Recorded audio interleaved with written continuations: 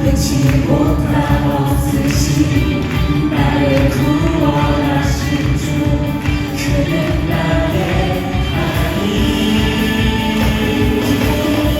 기뻐하며 자유를 선포해 승리하신 주께 외치세 아멘 할렐루야. 우리 다시 한번 우리에게 자유를 주신 주를 기뻐합니다. 내가 지금 찬송하리 내가 지금 찬송하리 높고 영화로운 주 말과 천국을 이루네 능치 못한 없으신 나를 구원하신 주 그는 나의 하나님 기뻐하며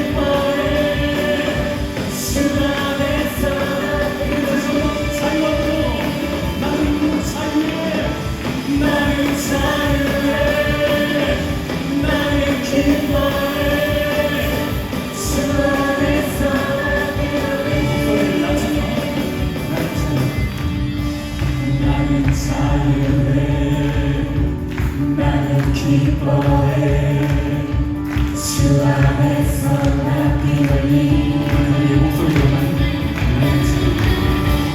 나는 자유해 나는 기뻐해 주 안에서 나 뛰놀리 하나 둘셋넷 나는 자유해 나는 기뻐해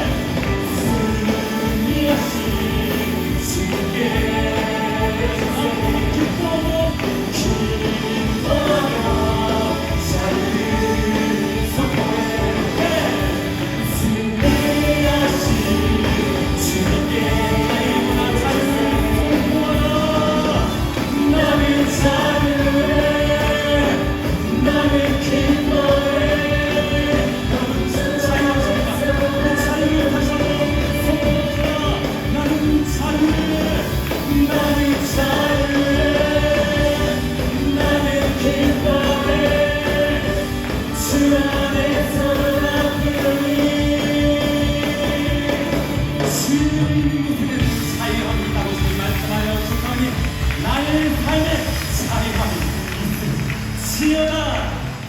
아멘.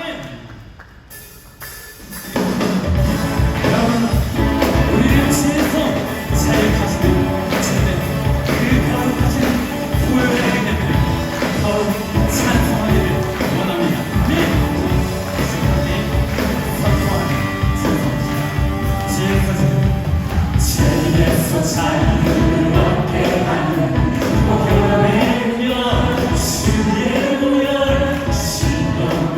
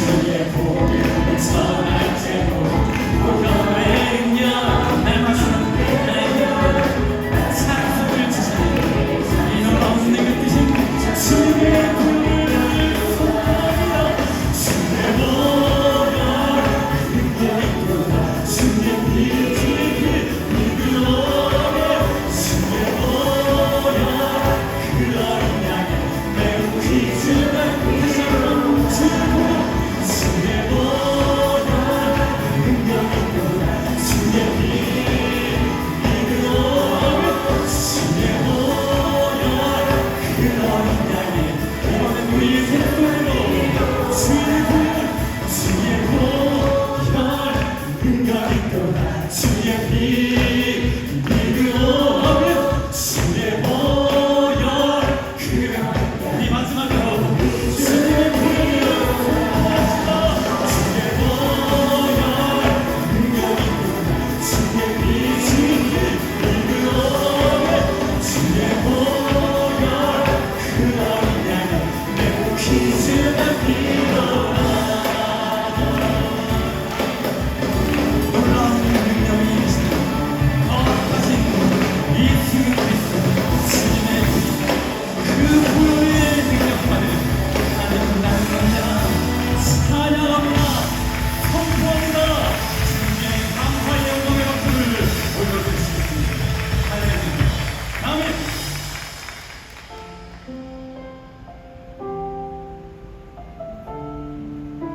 우리의 모습을 돌아보며 함께 찬양하며 주 나의 모습 주 나의 모습 보네 사랑 나의 나 보시네 주 나의 눈물 안에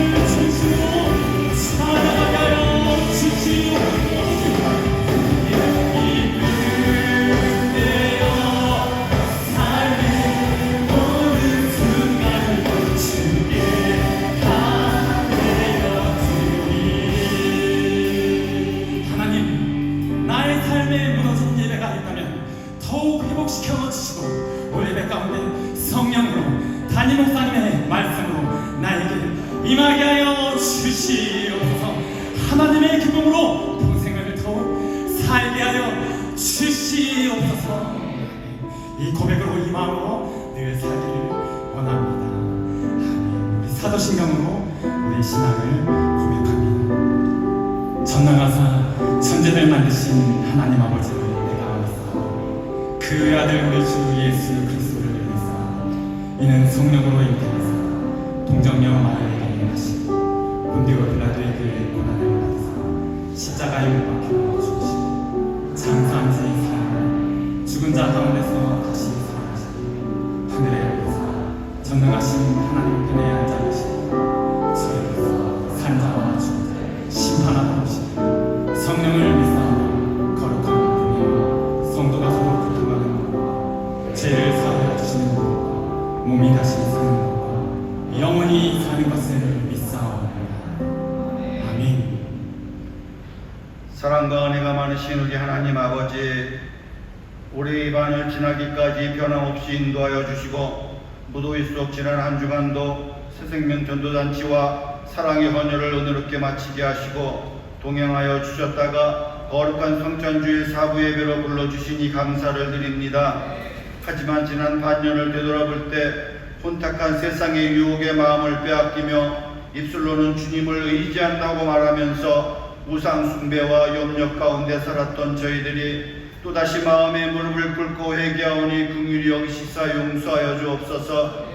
지구촌 곳곳마다 홍수와 폭염 등 이상기후의 재난과 정쟁으로부터 삶의 터전을 잃고 애통하는 자녀들을 불쌍히 여겨주셔서 화평과 안녕이 속히 이루어지기를 기도합니다. 아울러 이 나라 이 민족의 경제를 비롯한 모든 것이 회복되게 하여 주옵소서. 국정을 살피는 새 위정자들이 진리와 공의로 정직하게 일하게 하옵시고 구석구석을 잘 보살피며 열악한 환경 속의 노동자들과 가진 것 없어 가난하고 소외되어 천대받고 버려진 이들에게 더 가까이 다가서기를 소망합니다. 우리 교회를 사랑하시는 하나님 아버지, 담임 목사님과 교육자님들 그리고 선교사님들의 가정과 자녀들을 성령의 불감으로 지켜주옵소서. 세상 속에 하늘의 생명을 전하고 소망이 없는 자들에게 참 소망을 심어주며 소외자들에게 손을 내밀어 주님의 생명을 전하는 일꾼들로 저들을 기억하여 주옵소서. 인간의 생사와 복을 주관하시는 우리 하나님 아버지, 이 땅의 곤고한 삶과 기쁨이 사라진 위기의 자녀들과 육신의 질병으로 아파하며 감당기 어려운 태산 같은 짐에 억눌린 자녀들에게 온전한 회복과 치료와 형통의 복을 베풀어 주시기를 간절히 기도드립니다. 옛꿈으로부터 대학 청년들이 영적으로도 더 부흥 성장하여 아버지 하나님 날마다 서게 도와주시고 무분별하게 세상의 트렌드를 쫓는 어리석음을 범치 않도록 구별하여 판단할 수 있는 지혜와 믿음을 더하여 주옵소서.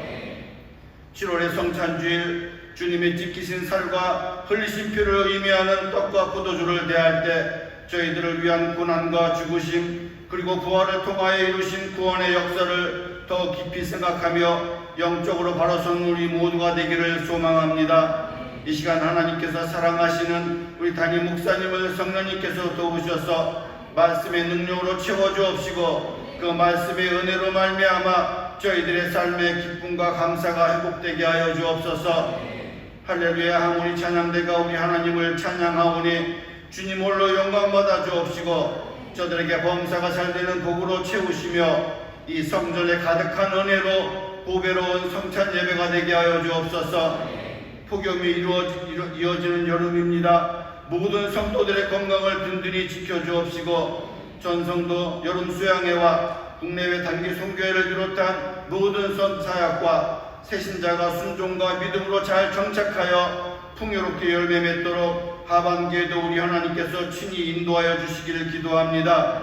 정성으로 성찬을 준비하는 성찬식을 비롯하여 예배를 굽는 모든 손길에 더 큰 복을 주옵시고 아버지께서 기뻐 받으실 신령한 예배가 되기를 소망하오며 저희를 원하신 예수님의 이름으로 기도드리옵나이다. 아멘.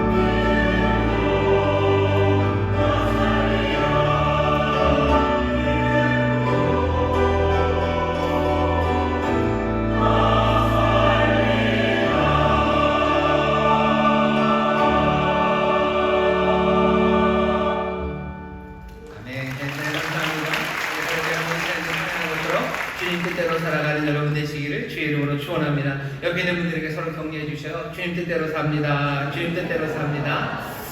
주님이 뜻하신 바는요, 믿음으로 살기를 원하십니다. 그러니 옆에 있는 분들 다시 한번 얘기해 주시죠. 믿음으로 삽니다. 믿음으로 삽니다. 믿음으로 삽니다. 믿음으로 사십시오. 주께서 우리에게 분명히 길을 보여주시는데, 우리가 요즘 계속 함께 읽는 말씀이 요한계시록 일곱 교회에 주시는 말씀입니다.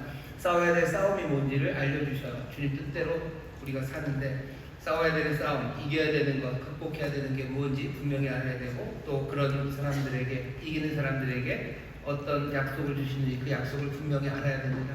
그렇게 바라보고 또 걸어가야 될 그 길을 알 때 우리의 삶이 방황하는 삶이 아니라 정말로 주의 뜻 아래서 생명 가득한 우리 아버지께서 기뻐하시는 그런 복된 삶을 살아가게 되는 줄 믿습니다. 다시 한번 우리 좌우에 계신 분들 서로 축복했으면 좋겠습니다. 주님 뜻대로 삽니다. 주님 뜻대로 삽니다. 감사합니다. 여러분께서 예배합니다. 우리 반갑게 인사하겠습니다. 영상으로 예배하시는 분들 계셔요. 하나님의 은혜가 넘칠 줄 믿습니다. 박수로 보내주시고, 요즘 잠옷실에 등편이 있습니다. 아이들과 함께 예배하시는데 그래서 주의 은혜가 넘칠 줄 믿습니다. 고맙습니다. 오늘 7월 첫 주 우리에게 주신 하나님의 말씀을 공독하도록 하겠습니다. 요한계시록 말씀입니다. 요한계시록 3장 14절서부터 22절까지 말씀입니다. 다 찾으신 것 같은데 계시록 3장 14절부터 22절까지 말씀을 한 목소리로 공독하도록 하겠습니다. 라오디게아 교회의 사자에게 편지하기를 아멘이시오 충성되고 참된 증인이시오 하나님의 창조의 근본이시니가 가라사대 내가 네 행위를 아노니 네가 차지도 아니하고 더욱지도 아니하도다.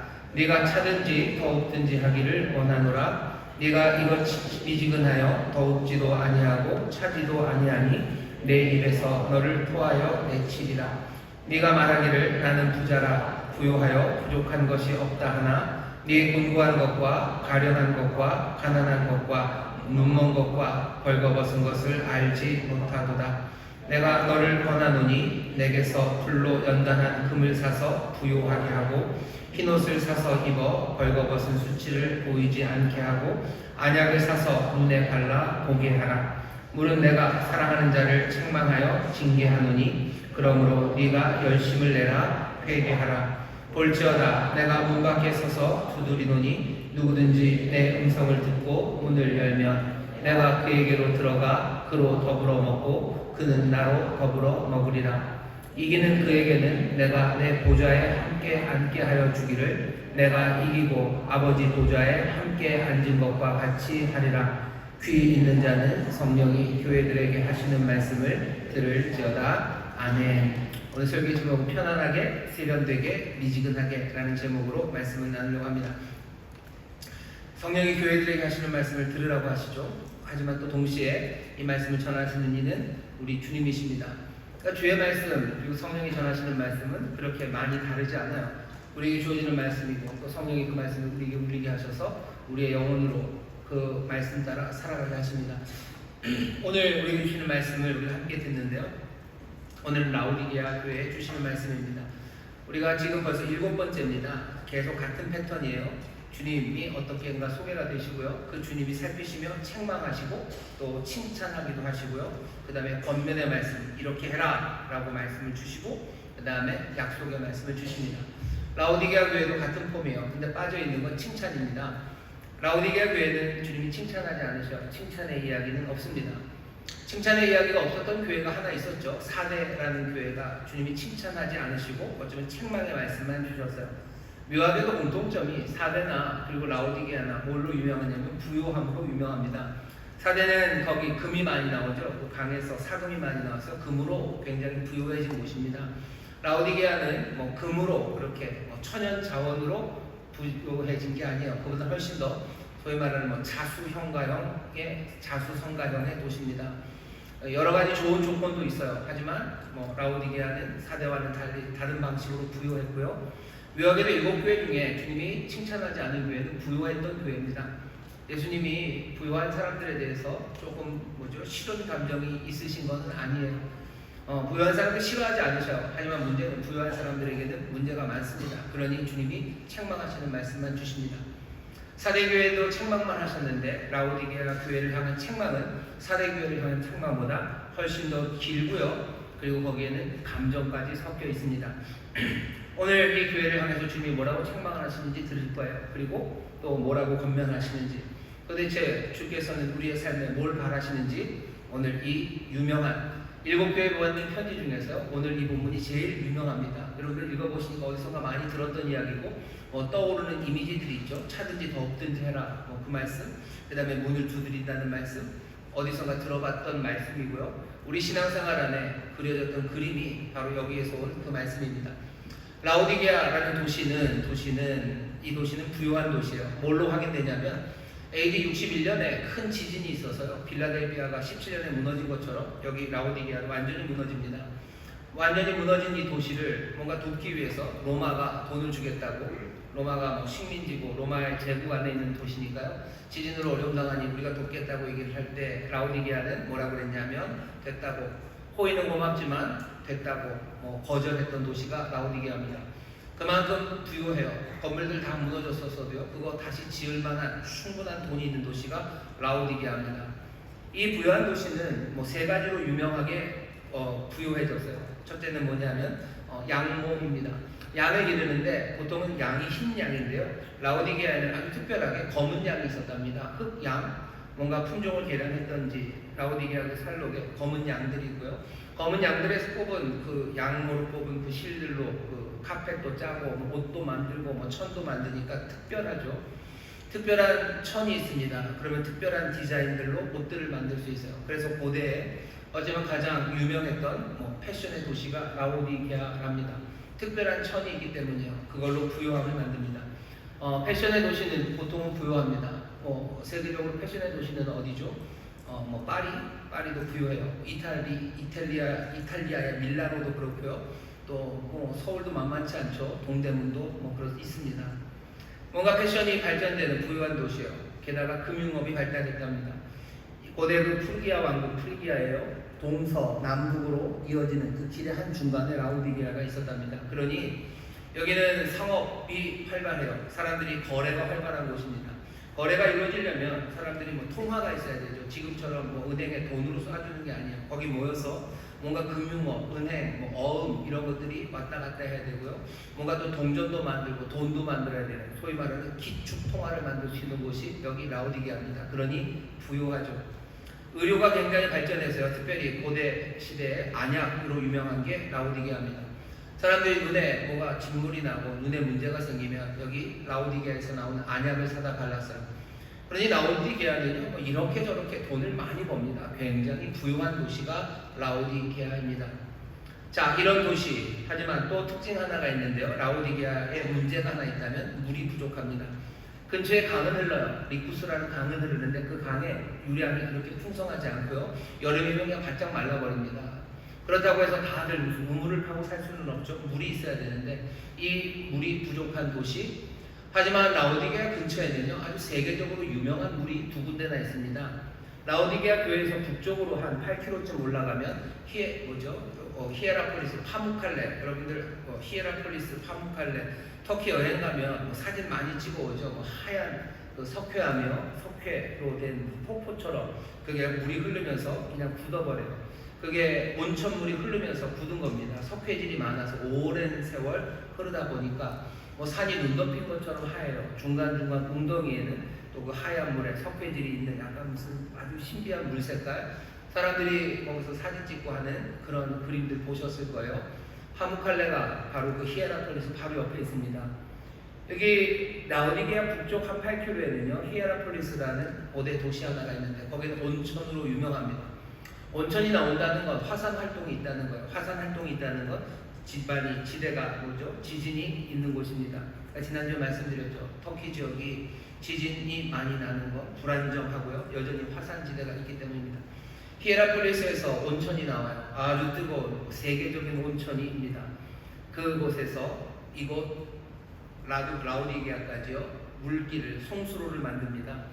그래서 라오디게아 사람들은요 집에서 따뜻한 물이 나오는 집에서도 살았어요. 진짜입니다. 7, 8km 그 정도 오지만 온천물이 오면서 식기는 합니다. 그래서 미지근해지긴 해요. 그래도 펄펄 끓는 물이 나오진 않지만 그래도 라오디게아에서는 이 물을 받았습니다. 하지만 이 물은 마실 수는 없어요. 파묵칼레처럼 석회질이 너무 많아서 마실 수는 없는 물이고요. 마실 수 있는 물은 어디서 오냐면요, 골로새에서 옵니다. 남동쪽으로 한 18km쯤 가면 골로새에서 그 도시죠. 그 도시가 있어요. 이 도시는 뭘로 유명하냐면요, 카드모스라는 아주 높은 산이 골로새에 있습니다. 항상 눈 덮여 있는 그 산이야. 그래서 눈이 높고요. 그 계곡에서 흐르는 아주 맑고 청량한 물이 골로새에 있어요. 18km입니다. 또 수도가 노면 돼요. 또 그 송수로를 만들어서 골로새에서 찬물을 가지고 옵니다. 하지만 문제는 뭐냐면 그 골로새 그곳에서 카드모스 산에 그 청량했던 시원했던 그 물은 18km 오면서 미지근해지는 겁니다. 알프스의 물 같은 물이에요. 알프스 에비앙이죠. 에비앙이 알프스에서 떠오는 물인데 너무 실망한 맛이 우리는 한라산에서 나오는 삼다수가 또 있습니다. 그런 물이 유명한 물이 양쪽에 있어요. 하지만 라오디게아에 오면 히에라폴리스의 그 뜨거운 물도 그리고 또 여기 골로새에 있는 이 차고 청량한 물도 사실 그냥 미지근한 물이 될 뿐이에요. 뜨겁지도 않아요. 그리고 시원하지도 않습니다. 먹고는 살아요. 그리고 그냥 따뜻한 물로 쓸 수는 있습니다. 하지만 원래 있었던 그곳의 뜨거움, 원래 있었던 그곳의 청량함, 그것을 잃어버린 무언가가 돼버려요. 라오디게아에 오기만 하면 세계적인 물은 이상한 물이 되어버립니다. 상황은 그런 상황이에요. 그런 상황에 주께서 라오디게아 교회를 보시면 책망하시는데 그냥 다짜고짜로 아무렇게나 책망하지 않으셔. 이 사람들이 알고 있는 바로 이 이야기를 이 사람들의 삶에 빗대서 얘기하십니다. 15절 16절 제가 읽겠습니다. 그 유명한 말씀입니다. 내가 네 행위를 아노니 네가 차지도 아니하고 더 없지도 아니하도다. 네가 차든지 더 없든지 하기를 원하노라. 네가 이같이 미지근하여 더 없지도 아니하고 차지도 아니하니 내 입에서 너를 토하여 내치리라. 차지도 않고 덥지도 않다. 네가 차든지 덥든지 해라 하는 얘기가 네가 믿든지 말든지 해라 그런 얘기는 아닙니다. 예수님이 너 안 믿어도 된다. 안 믿으려면 안 믿고 믿으려면 믿어라. 그렇게 양당간에 결정해라 하는 말씀을 하시는 것은 아니에요. 차든지 더웠든지 찬 것도 좋고요. 더운 것도 좋은 겁니다. 좋아도 보통 좋은 건 아니에요. 정말 좋은 거예요. 세계적인 온천이고 세계적인 청량한 물입니다. 그렇게 좋게 해야 되는데 라오디게아 여기는 그렇지 못합니다.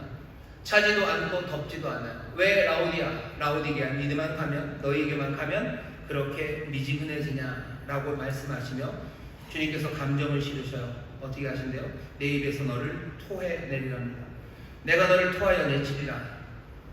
어쩌면 주님의 슬픔이 읽히고요. 또 동시에 주님이 화가 나셨음이 보입니다. 토 나온다는 거예요. 내가 너희를 보면 토 나온다. 너희가 하는 것을 자세히 살펴보니까 어떻게 역겹다는 겁니다. 토 나온다고.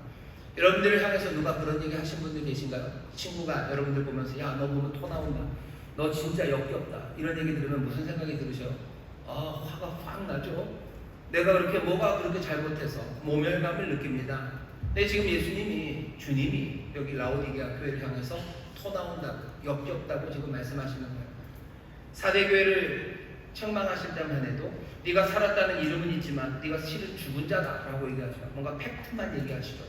거기에 무슨 토 나온다. 그런 너희를 보니 정신이 하나도 없다. 토 나온다. 이런 얘기는 없으셨어요. 근데 라오디게아 교회를 향해서는 토 나온다고 하십니다. 아마 다른 교회들을 향한 책망의 말씀도 준엄하죠. 하지만 오늘 이 라오디게아에게 주시는 말씀은 여기엔 감정이 아주 깊이 실려 있습니다.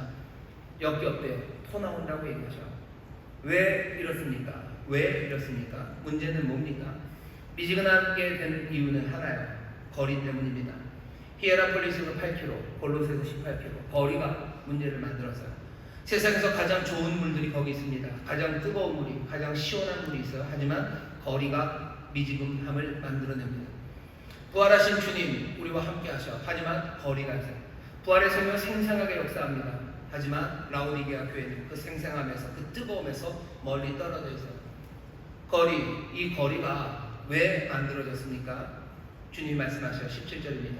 네가 말하기를 나는 부자라 부요하여 부족한 것이 없다 하나 네 곤고한 것과 가련한 것과 가난한 것과 눈먼 것과 벌거벗은 것을 알지 못하도다. 거리가 만들어진 이유는 이 라오디게아 교회가 부요했기 때문이야. 단지 부요했기 때문이 아니라 부요하여 우리가 부족함이 없다고 말하기 때문이야. 내가 부요해서, 내가 가진 게 많아서 나는 부족함이 없고 나는 주님과 거리를 띄고 살아도 괜찮다는 거예요. 왜 거리를 띱니까? 부자이기 때문이에요. 거리를 떼야 편안하기 때문이에요. 거리를 떼는 게 훨씬 더 세련되기 때문입니다. 사람들이 편하게 예수님 믿고 싶어요. 왜? 가까이 있는 건 불편하기 때문입니다. 사람들이 대화할 수 있는 거리가 있어요. 아무리 가깝게 얘기해도 한 30cm, 20cm 앞에서 이야기하면 누구라도 불편해합니다. 적어도 최소한 60cm 아니면 적어도 1m는 떨어져 있어야 얘기하는 사람이 편안함이 있어요. 사람들은 여기 라오디게아 교회 사람들은요 주님에게서 떨어집니다. 거리가 점점 생겨요. 그게 편하기 때문이죠. 그게 세련되게 믿는 거예요. 뭔가 주님과 지지고 복고하는 거 그거 물론 좋지 않아요. 우리는 부요합니다. 내가 가난할 땐 주 앞에 뭔가를 달려가야 되지만 내가 가난하지 않으면 거리를 둘 수 있습니다. 가난한 사람들이 시장에 가서 물건을 살 때는요 가까이서 삽니다. 뭐라도 하나 더 가져야 돼요. 콩나물 한 줌이라도 더 갖고 있어 가까이 가요. 하지만 부자인 사람들은 그럴 필요 없죠. 아주 세련되게 살면 돼요. 정가표 보고 살면 돼요. 가까이 갈 필요 있습니까? 아니요. 멀리서 그냥 주면 돼요. 불편하지 않아요. 세련됩니다. 세련되고 그리고 편하게 신앙생활 하는 사람들, 그 사람들이 라오디게아 교회 사람들입니다. 이전에 어떤 어려움이 있었는지 몰라겠어요. 하지만 라오디게아 그 부요한 문화가 그리스도인들에게도 다 전이가 되기 시작한 거죠. 여기 이 교회가 책망받은 게 무슨 대단한 죄악을 저질러서도 아니에요. 여기가 이단이 뭐 어떻게 해서도 아닙니다. 여기 박해가 있어서도 아니에요. 라오디게아 교회는 별 문제 없습니다. 세련된 사람들이에요. 아주 편안하게 신앙생활 합니다.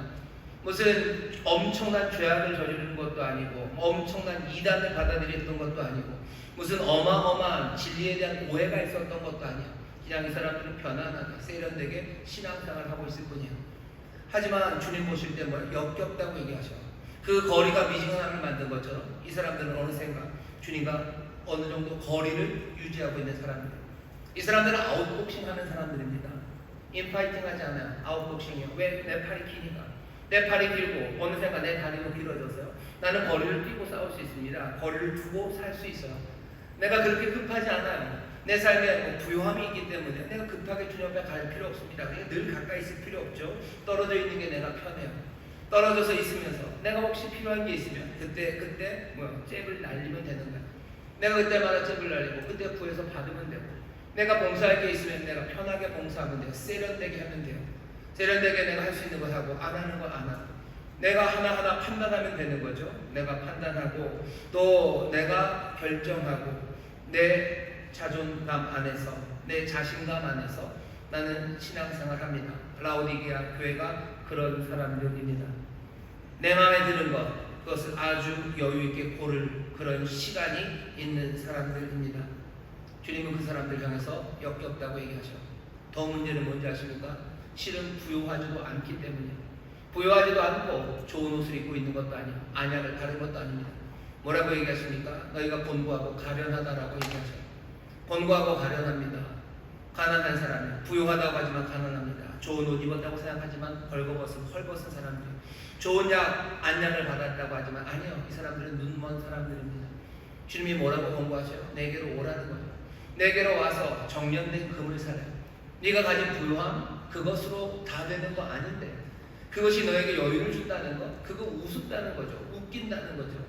네가 입고 있는 그 옷이 네 삶의 아름다움이 그게 다가 아닌데 정말로 내게 와서 흰 옷을 입어 그 부끄러움을 가려야 되는데 네가 만든 삶의 아름다움 그것으로 만족하면서 다 됐다고 생각하는 사람들이 안약을 바르서 눈이 밝다고 생각하죠. 정말로 보아야 되는 건 그것이 아닌데 자기들이 볼 수 있다고 생각하며 뒤로 물러나 있는 사람들입니다. 사람들 중에는 부유한 사람들이 있어요. 자기 나름대로 삶의 아름다움을 만들어가는 사람들이 있습니다. 내 삶에 대해서 자신 있는 거죠. 나는 부유하고 나는 아름답고 그리고 나는 또 뭐예요? 나는 뭔가 진리를 바른 길을 나는 보고 있다고 생각하는 사람들. 그 사람들이 신앙을 어떻게 하냐면요. 거리를 두고 하는 거예요. 8km, 18km를 뜁니다. 그러니 그 부활의 생명의 뜨거움과는 거리가 있어요. 이 자유의 청량함과는 거리가 있어요. 그 미지근함으로 살아가며 내가 주를 섬긴다고 말하는 사람들. 그 사람들 보면 주님이 하시는 말씀이 역겹다고 토할 것 같다고 말씀하십니다. 오늘 이 말씀이 사실은 감정이 실렸어요. 그러니 여러분들 모욕감을 느끼신다면 그거 여러분들이 제대로 들으신 겁니다. 주님이 여기서 뒤로 물러나지 않으셔. 이 삶을 향해서 너희들 난 토할 것 같고 너희들이 부요하다고 하지만 주님이 그냥 바로 단번에 얘기하십니다. 아니 너희들은 곤고하고 가련한 사람들이라고 말씀하시는 거예요. 어제는 전국을 찌르시는 말씀입니다. 그러면서 뭐라는 거야? 내게로 와서 살아라. 와라. 거리를 어떻게 해요? 좁히라는 거죠. 너희들 금이 있다고 해서 너희가 부유하다고 나에게서 멀리 떨어져 있고 너희가 좋은 옷이 있다고 해서 나에게서 멀리 떨어져 있지만 결국 필요한 옷과 금 그리고 필요한 약은 누가 갖고 내가 갖고 있어요. 너희가 해야 되는 건 내게 가까이 다가와서 내게서 사야 되는 거라고 말씀하시는 겁니다. 오늘 권면하시는 바는 뭐예요? 가까이 오라는 겁니다. 가까이 와라. 너희들 미지근함으로 거리를 두고 세련되게 편안하게 신앙생활하지 말고 니네들의 온 마음을 가지고 내게 달려오라는 거예요. 살려면 돈이 있어야 되는 겁니다. 그건 아닐 겁니다. 값없이 돈 없이도 주실 거예요. 하지만 중요한 건 이 상인에게 오셔야 되는 거예요. 이분에게 오셔야 되는 거예요. 라오디게가 그 미지근함이 아니라 뜨거움을 얻으려면 방법은 뭡니까? 히에라폴리스로 가는 수밖에 없는 거예요. 청량한 물을 얻기 위해서는 어디로? 골로새 그리로 가는 수밖에 없는 거예요. 미지근함, 이 미지근함에서 벗어나기 위한 방법은 아무것도 없습니다. 여기 라오디게에 거하면서 미지근하지 않은 것들을 얻을 수 있는 삶은 없어요. 역겹지 않은 신앙생활을 할 수 있는 방법은 없어요. 내 부유함으로 세련되게 신앙생활하며 주님 보시기 기뻐하는 신앙생활 그런 건 없습니다. 내가 여기서 편안하게 신앙생활하며 주님 보시기에 정말로 칭찬받을 만한 신앙생활 그건 없습니다. 가까이 가지 않는다면 그분에게 가서 사지 않는다면 나는 곤고하고 가련한 사람이고 주님 보시기에 역겨운 신앙생활을 할 뿐입니다. 내가 주님과 함께 살아간다고 하면서 나는 아웃복싱 하는 사람처럼 세련되게 신앙생활 하려는 분들 계셔요. 내 삶을 몽땅 다 드리는 건 그건 너무 구질구질하죠. 내 인생은 어느 정도 아름다움이 있어요. 내 인생에 나는 어느 정도 만족하고 있어요. 그러니 내가 뭔가 더 구할 게 있다면 내가 가서 할 거야. 내가 뭔가를 헌신하고 하나님 앞에 순종하는 것도 내 삶은 여전히 부유하고 나는 어느 정도 다 갖추고 있어요. 사실은 필요 없어요. 없어도 돼요. 하지만 더 좋은 거라면 내가 그거 얻겠다고 신앙생활하는 사람들 주님 뭐라 하죠? 역겹다고 말씀하십니다. 그리고 내게 와서 살아 이 곤고하고 가련한 인생들아라고 말씀하셔요. 주님이 19절에 오라고 하시며 이제 19절에 하시는 말씀은 물은 내가 사랑하는 자들을 자를 책망하여 징계하노니 그러므로 네가 열심을 내라 회개해라. 주님이 하시는 권고입니다. 주님이 지금 책망하셔. 정말로 책망하십니다. 날카롭게 얘기하셔. 감정적으로 우리를 건드셔요. 왜 그렇습니까? 사랑하는 자를 책망하신대요. 우리에게 토 나온다고 하시더니 주님 뭐 하라고 하셔? 우리를 사랑하신답니다. 내가 사랑하는 자를 책망하는 거라고 얘기하셔. 라오디게아 교회에게 하시는 말씀이고요. 오늘 말씀을 듣고 있는 우리에게 하시는 말씀입니다. 오늘 주께서 하시는 책망이 여러분들의 마음을 긁어가야 돼요. 여러분들을 모욕해야 됩니다. 여러분들의 수치심, 뭔가 끌어오르는 것들 만들어야 돼요. 내가 나를 토할 것 같다고 얘기하신다고. 왜 그러시는 거예요? 물은 내가 사랑하는 자를 책망하신다고 얘기하십니다. 사람들은 사랑하는 자를 어떻게 이렇게 책망하십니까? 아니요, 주님은 그런 분이십니다. 사랑하는 자를 책망하셔요. 그리고 징계하십니다. 징계한다는 건 무슨 뜻이에요? 때리신다는 얘기입니다. 망하게 때리려고 하시는 거 아니에요. 듣게 하기 위해서. 어쩌면 비탄에 빠뜨리기가 위해서가 아니라 진리 앞으로 나오게 하시려 징계하신답니다. 그게 라오디게아 교회에 주시는 말씀입니다. 평안한 사람들, 부유한 사람들, 남들보다 리치가 긴 사람들, 그래서 남들보다 더 아름다운 사람들, 내 삶에 그렇게 많은 것이 주님으로부터 필요하지 않다는 사람들, 거리를 둬도 된다는 사람들, 그래서 내가 아주 세련되게 신앙생활하고 편안하게 해도 괜찮다고 생각하는 그 사람들 주께서 사랑하셔서 책망하시고 징계하신답니다. 라오디게아 교회를 때리신다는 얘기예요. 때리신답니다. 징계하신답니다. 왜? 가련하고 이 공고한 인생들이 정말로 주님 앞에 나와 그 불로 연단한 정련한 금을 사고 입어야 되는 그 흰옷을 입고 그리고 발라야 되는 그 안약을 발라야 되는데 사랑하는 그이들이 그 거리를 두고 다가오지 않는다면 주께서는 오게 하기 위해서 때리시겠다고 말씀하시는 거예요. 물은 내가 사랑하는 자들을 책망하고 징계한다고 말씀하시는 이 말씀이 라오디게아 교회에 들리고 그리고 오늘 우리에게 들립니다. 오늘 여기에도 여기 젊은 분들 많으셔. 여러분들 나름대로 팔이 기신 분들이죠. 인생이 아름다운 분들이셔. 배우는 것도 많고 내 삶은 이렇게 아름다울 거고 이만큼 아름다울 거고 내 삶은 이렇게 갖고갈 거고 여기에서 내가 주님과의 관계는 나는 아웃복싱을 할 거예요. 주님 앞에 너무 가까이 가면 불편합니다. 신앙생활 불편하고 그렇게 신앙생활하는 건 세련되지 못하고 멋지지 않아죠. 쿨하지 않죠. 좀 더 쿨하게 세련되게 그렇게 편안하게 내가 신앙생활하는 것 그것으로도 내 삶을 충분히 만족하고 내 삶에 자신 있는 분들 주께서 말씀하셔요. 곤고하고 가련한 인생들 너희는 가난하고 헐벗고 너희는 눈이 멀었다고 너희가 그걸 신앙생활이라고 말하고 너희가 부유하다고 말한다면 그렇게 하는 것들 나는 참 토악질이 나고 나는 도저히 볼 수가 없다고 지금 말씀하십니다. 이 책망의 말씀과 징계하시겠다는 약속을 들으셔. 그리고는 어떻게 하시랍니까? 열심을 내라고 회개하라고 말씀하셔.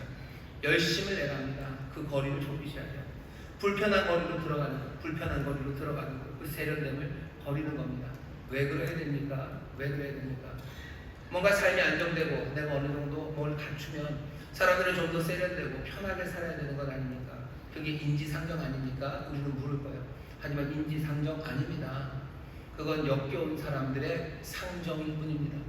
정말로 아름다우신 분, 정말로 부유하신 분은 그렇게 살지 않으셨어요.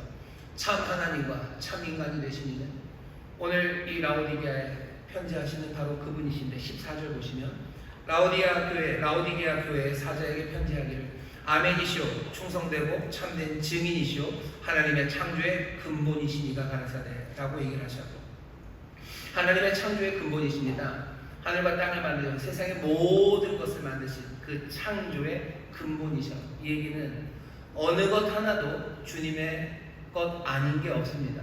세상의 어느 역사 하나도 주님 등 뒤에서 일어나는 일은 없습니다. 모든 것을 아시고 모든 것을 소유하시고 하나님의 창조의 근본이신 분이셔. 이 주님만큼 부유한 이가 있으니까 라오디게아 교회가 그 도시가 다 자신들의 부유함을 이분에게 비교할 수 있습니까? 가장 부유하신 이, 가장 부유하신 이는 세련되고 편안하게 살아가십니까? 아니요. 하나님의 창조의 근본이신 이분은 아멘으로 사셨어요. 그리고 참되고 충성된 증인으로 사셨습니다. 아멘으로 산다는 건 무슨 뜻인 줄 아셔요? 내 뜻대로 살지 않는다는 뜻입니다. 아멘으로 산다는 건 내 뜻 아닌 것에 대한 아멘이요. 하나님 아버지에 대한 아멘으로 사셨어요. 주님 이 땅에 오셔서 직접 말씀해. 내가 하는 말들, 내가 하는 모든 일들, 내가 하는 말, 내가 하는 말 아니고 내가 하는 일, 내가 하는 일 아니라 나를 보내시니 내 아버지의 말하고 난 내 아버지의 일을 한다고 얘기하셔. 아버지의 일에 아멘이십니다. 아버지의 뜻에 아멘이십니다. 그게 창조의 근원이신 분, 그분이 살아가는 삶의 태도입니다. 아멘이라는 삶은요, 내 뜻대로, 내 마음대로, 자기 만족 안에 자기가 주관하며 살아가는 자주적인 삶이 아닙니다. 라오디게아 사람들은 자주적으로 살고 싶어요. 그게 세련된 거죠. 자주적으로 판단하는 거죠. 내가 하고 싶으면 하고 안 하고 싶으면 안 하고, 누가 안 한대냐? 내가 한다는 거죠. 내가 하고, 내가 헌신할 만큼 하고, 뭐라고 더 얘기하지 말고 세련되게 편안하게 내 뜻대로 내가 해도 충분히 더 할 수 있어요. 왜? 나는 부유하고 내가 가진 게 많으니까. 하지만 주님은 어떠십니까? 세상 모든 것을 가지신 이는 아멘으로 사셨어요. 자기 뜻대로 살지 않는다는 얘기입니다. 아멘이신 분이에요. 아버지가 이 아들에게 주신 이야기는 뭐 다른 이야기도 아니에요. 어떤 이야기 주십니까? 가까이 가라는 이야기 하신 거죠. 어둠의 세상으로 갑니다. 죄인들에게 오십니다. 역겨운 사람들에게 가라고 얘기하신 거예요. 역겨운 죄인들, 말도 안 되는 사람들, 그러면서도 잘난치 않은 어떻게 눈을 뜨고 볼 수 없는 그 사람들, 우리도 서로를 볼 수가 없습니다. 차마 눈 뜨고 볼 수 없죠. 목불 인견의 사람들이 얼마나 많습니까? 그러니 세상에 어두운 게 어쩌면 우리에게 복인지도 몰라요. 근데 모든 것을 환히 보시는 그분이 목불 인견의 사람들에게 오십니다. 아멘은 그런 뜻이에요. 이분은 아멘으로 오셨어요. 편안하게, 세련되게. 하늘에서 구원하십니까? 아니요, 오시죠. 거리가 떨어지면 미지근해집니다. 거리가 떨어지면 세련되죠. 하지만 이 모든 하늘과 땅의 거리를 단박에 다 삭제하시고 이 땅에 오신 분, 아멘으로 오신 분이에요. 이분은 충성된 증인입니다. 이분은 신실한 증인이시여, 참된 증인이십니다. 증인이라는 것도 항상 2차적인 삶이죠.